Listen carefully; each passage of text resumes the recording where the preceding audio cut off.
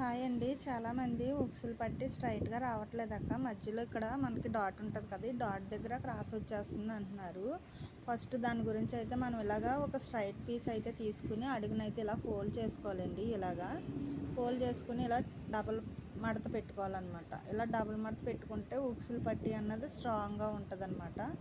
అలాగనే ఇప్పుడు చూసారా, నేను కుట్టే విధానం చూడండి ఒకసారి. జస్ట్ ఇక్కడ రబ్ చేయండి. రబ్ చేసిన తర్వాత మనం స్ట్రైట్‌గా లాగాలన్నమాట. ఓకేనండి.